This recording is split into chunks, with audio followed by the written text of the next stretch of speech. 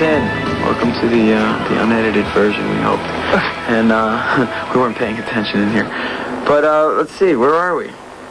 We're out to the next clip. Yeah.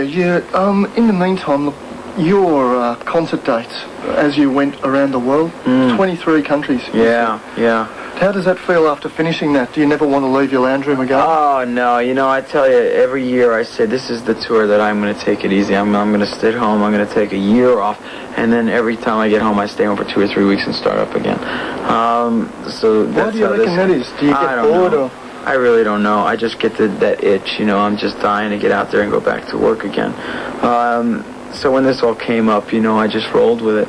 Now that I'm home again for the last 2 days, I'm looking forward to enjoying the summer at home for a change. We'll see. We'll see how it turns out, but we love the tour. Look, you've just done a solo soundtrack for Young Guns 2. Do you reckon you'd ever do solo shows?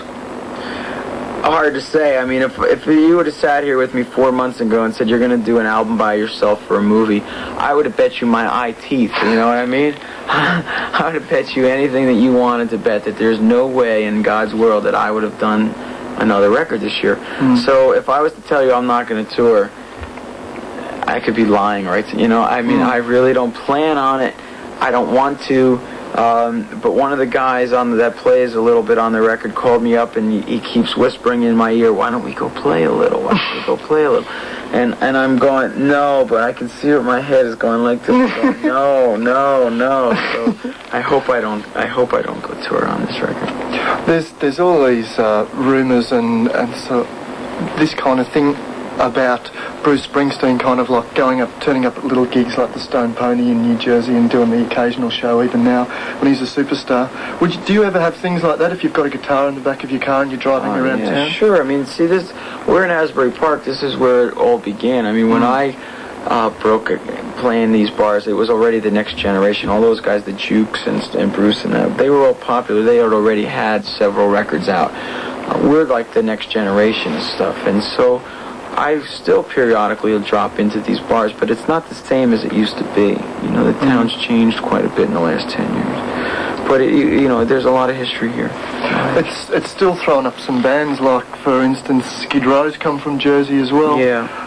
What do you think of bands like Skid Row? Do you hear yourself in any of their music?